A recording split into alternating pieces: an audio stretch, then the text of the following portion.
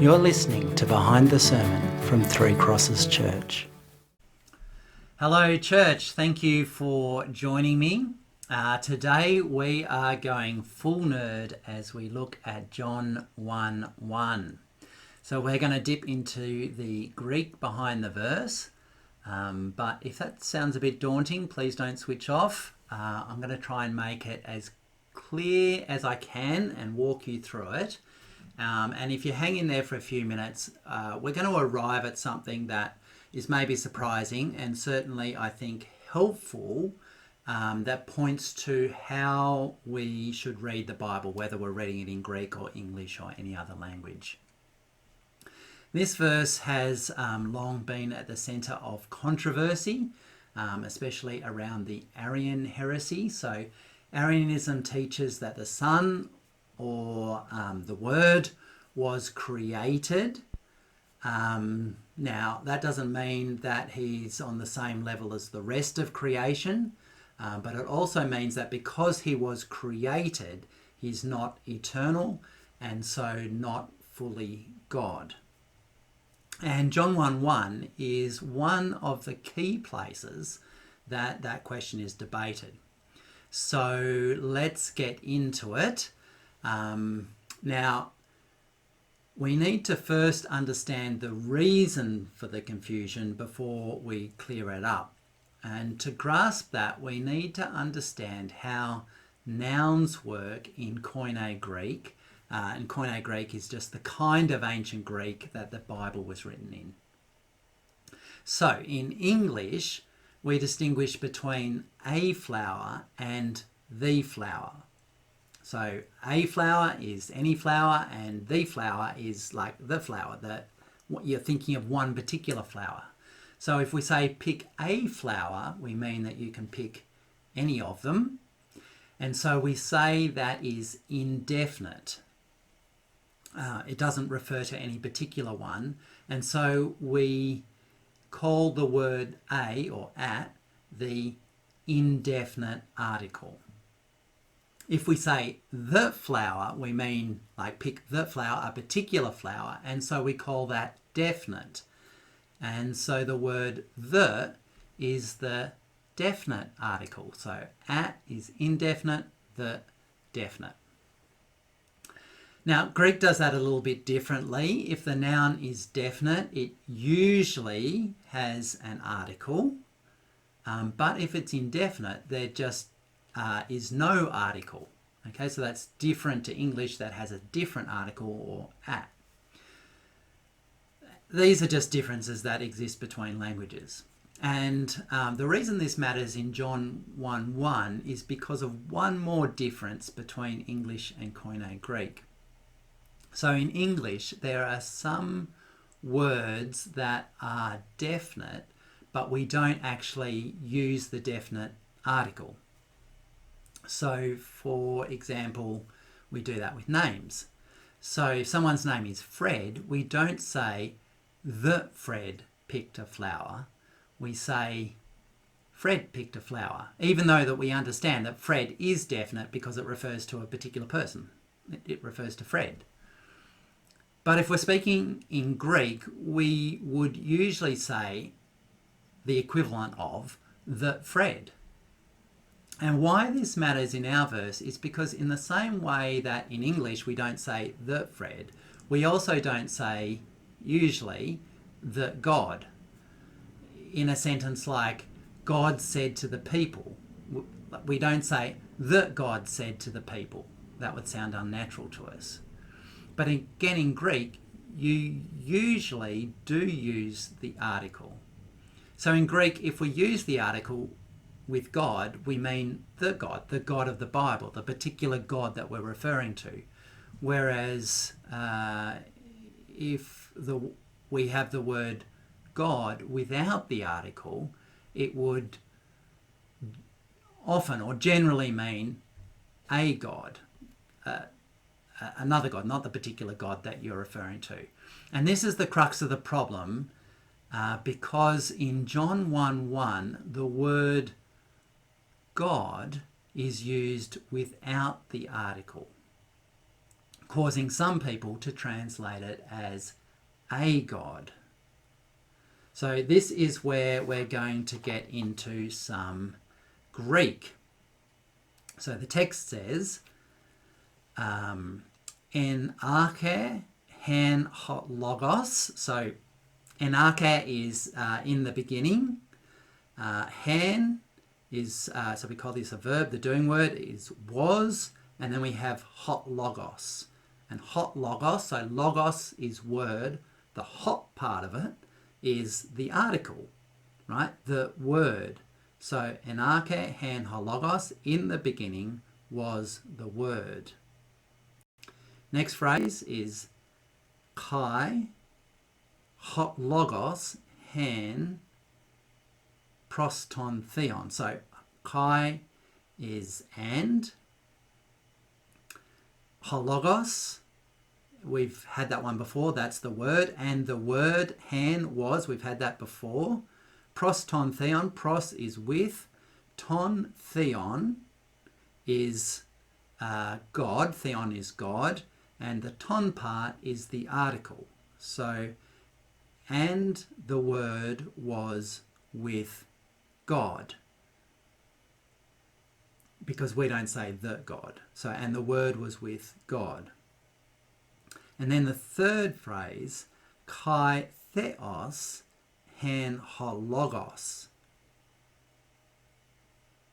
Now, this is interesting because in the first two phrases, the words in the Greek are in the same order as we put the words in English, and that is not a given. That's just how it happens to be in this case.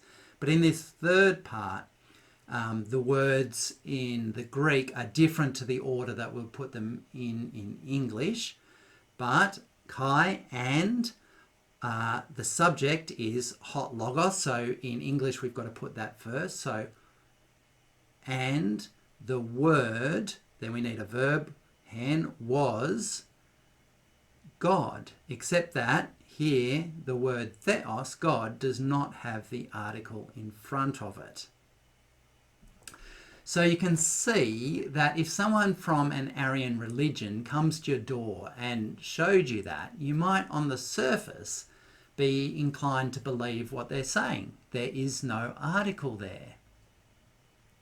But this is where we need to go full nerd, because we need to look at the grammatical structure called Colwell's construction. Okay? So just remember that, you know, when we talk about these things, when you talk about a grammatical structure, we give names to them when we kind of look back on an ancient language and study them. But to John and his readers, this would just be natural language. We just need to explain it because we don't speak it, and so it doesn't come across naturally to us. Now, Colwell's construction states that, and hang on to your hats because this is where it gets heavy. It says that an anarthrous preverbal predicate nominative is normally qualitative, sometimes definite, and only rarely indefinite, right? Let's break that down. Not easy. Okay, the first half of it basically defines the grammatical structure so that then you can kind of work out if this construction or this rule is going to fit the bit of Greek that you're looking at.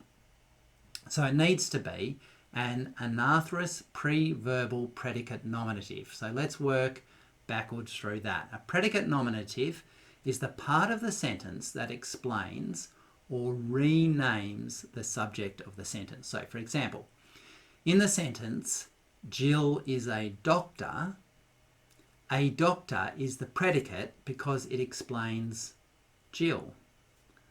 So in this case, the predicate nominative is God, or theos in Greek, because it explains the word in some way. To say that it's preverbal simply means that it comes before the verb. So in our case, the verb is han, and in the phrase kai theos, han, hot, logos. Theos comes before han, and so it is pre-verbal. So we have a pre-verbal predicate nominative. So far, so good. And then anathros simply means that it doesn't have an article, which in our case, theos, doesn't have an article. That's the whole purpose behind the investigation. So we've met the criteria in that we have an anathros pre-verbal predicate nominative, meaning that it is game on for Colwell's construction. Now we need the second half of Colwell's construction to tell us how to interpret our phrase. So it says that it is normally qualitative, sometimes definite, and only rarely indefinite. So again, let's work through the implications of these options backwards. So if it's indefinite, okay, remember indefinite is in English, a flower. So if it's indefinite, it would be a god. If it's definite, it would be, with the definite article, it would be the god. Or, as I said, in English, we don't usually speak in that way. We don't say the Fred. And so we normally would write that as God with a capital G, or just say God if we're speaking. Okay. So at this point, you're thinking, aha, it's got to be the second one, because that's how it appears in the Bible. But just to add complexity, there is a third option that wouldn't necessarily need to be written or translated differently, and that is that it's qualitative. So if it's qualitative, that means that it focuses on the nature or the essence of something. So rather than saying that the word was a god, or simply identifying the word as the God, that would then be John telling us something deeper about what the word is by nature. Now, how do we know which one of these is right? So the rule says that it's normally qualitative, sometimes definite, and only rarely indefinite. So that only tells us what the chances are, or what the odds are of something, what we'd expect. But how do we know whether this is a normal example, or is this a sometimes example, or is this a rare example? And this is where it gets interesting for all of us, because the answer is that we need to read it in context to find out which one of these fits the sentence the best. And the context is the next verses, and in fact it's the context of the whole gospel. And I think that's interesting for us all, because at the end of all our kind of nerdy Greek, we end up doing what we could do with an English Bible, and that is to read it in its context and see what it means. For anybody who's studying Greek or thinking about studying Greek, that shouldn't be a discouragement to you, because it's the Greek that gives us the possible range of meanings and points us in the right direction, and also gives us confidence in grammatical rules, and gets us above that simplistic level of an argument of simply saying that it doesn't have an article and therefore must be a god. But it's also an encouragement to all of us, because it reminds us that the most important thing when it comes to reading the Bible for ourselves is to read verses in their context. So let's get back to this verse and its context. So when we keep reading, we read that God created through the Word, that life was in the Word, just as life is within God. And then later we read Jesus saying, I and the Father are one. So there's an equivalence between the Son. They are one. They both have life within themselves. They are both creative. And yet they're not the same. Jesus can talk about his Father. He was sent by the Father and will return to him. So it's not indefinite, okay, because that would be to say that Christ is not fully God, and that's not how Jesus is spoken of in the rest of the gospel, not even the next couple of verses. But John's also careful to suggest, or careful to not suggest, that the Word is the same person as God. So that would contradict what he just said when he said that the Word was with God. The Word is sent by God. The Word can relate to God. God the Father can relate to God the Son. And so the answer points towards it being qualitative, meaning that it is talking about the essential nature of the Word. And his essential nature is God, God himself. And that doesn't mean that we should translate it as divine, as in, and the Word was divine. Because there's actually a separate word in Greek for divine. And if John had meant to say divine, then he would have just used that word and he could have used a different grammatical structure. And if he'd said divine, that could have meant that the Word was somehow a lesser God or a separate God, but that's not what he wanted to suggest. So John uses grammar in a really careful and intricate way, and his words are intriguing and they draw us in. What does it mean for the Word to be with God and yet be said to be God, pointing towards its the nature of the Word, his essence? And that keeps us reading and questioning. And when we do keep reading and then kind of look back on the verse, we find there the foundations of Trinitarian theology, or at least as it relates to the Father and the Son. In the beginning was the Word, and the Word was with God, and the Word was God. On Sunday, we're going to unpack what that means for us and unpack so much more in the next couple of verses. So I'm going to see you then.